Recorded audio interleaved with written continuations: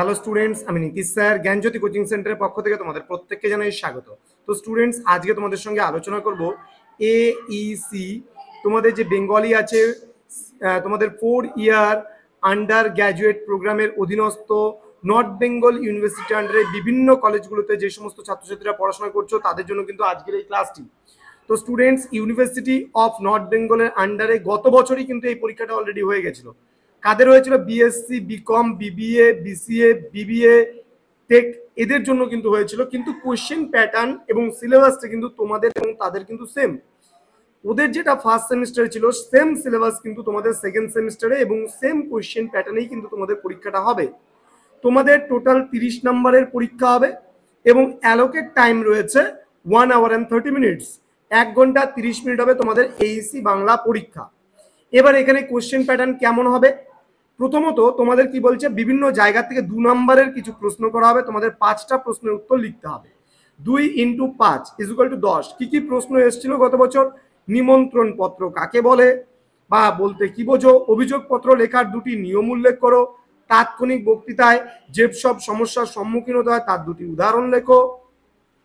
আবেদনপত্র কোন কোন ক্ষেত্রে লিখতে হয় এরূপ 4টি ক্ষেত্রের নাম লেখো। প্রতিবেদন কত ধরনের হয়ে থাকে তা উল্লেখ করো। কথোপকথন সূচনার 2টি নমুনা দাও। প্রাতিষ্ঠানিক সম্ভাষণ কাদের মধ্যে হয়ে থাকে উল্লেখ করো।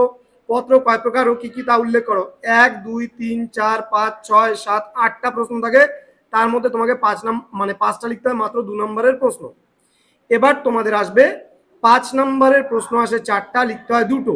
এখানে কি কি ধরনের প্রশ্নগুলো আসতে পারে দেখো। বলছে তোমার এলাকায় ঐতিহ্যবাহী মেলার আমন্ত্রণ জানিয়ে বন্ধুকে পত্র, তাহলে এটা হলো আমন্ত্রণ পত্র। নেক্সট বলছে চন্দ্রযান 3 এর সফল উৎক্ষেপণ নিয়ে প্রতিবেদন রচনা করো। ঠিক আছে। তারপরে তোমার এলাকায় বিদ্যুতের সমস্যার কথা জানিয়ে একটি অভিযোগ পত্র রচনা করো। তাহলে এখানে প্রতিবেদন রচনা তোমাদের শিখিয়ে দিয়েছি, আমন্ত্রণ পত্র রচনা শিখিয়ে দিয়েছি, তারপরে অভিযোগ পত্র কি করে লিখতে হয় সেটা শিখিয়ে দিয়েছি। দেন বলছে তোমার মহাবিদ্যালয়ের সরস্বতী পূজার প্রস্তুতি সবার কার্যবিবরণী লিপিবদ্ধ করো। তাহলে সবার কার্যবিবরণী কিভাবে লিখতে হয় সেটাও শিখিয়ে দিয়েছি। যে কোনো 2টো টপিক মাত্র তোমাকে লিখতে হয় 5 নম্বরের জন্য। তোমার পছন্দ মতো তুমি যে কোনো 2টো টপিক লিখতে পারো। এবার বলেছে নিম্নলিখিত যে কোনো একটি প্রশ্নের উত্তর দাও। 2টি প্রশ্ন করা হবে। এখানে তোমাদের 10 নম্বরে কিন্তু একটা প্রশ্নের উত্তর লিখতে হবে। কি বলছে? ডেঙ্গু প্রতিরোধ সচেতনতা বৃদ্ধি নিয়ে 2 বন্ধুর মধ্যে কথোপকথনের খসড়া প্রস্তুত করো, যেটাকে আমরা সংলাপ বলতে পারি। দেন বলছে দাও ফিরে সে অরণ্য লহু এ নগর, বিষয়টি সম্পর্কে তাৎক্ষণিক বক্তৃতা রচনা করো। যে কোনো একটি বিষয়ের উপরে তোমাকে লিখতে বলতে পারে।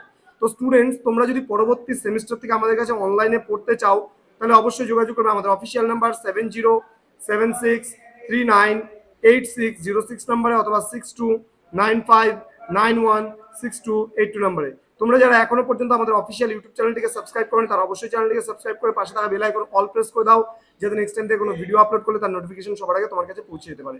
দেখা হচ্ছে খুব তাড়াতাড়ি পরবর্তী একটা নতুন ক্লাস নিয়ে। তোমরা প্রত্যেকে ভালো থেকো, সুস্থ থেকো। Thank you so much. Thanks for watching. After all, thank you.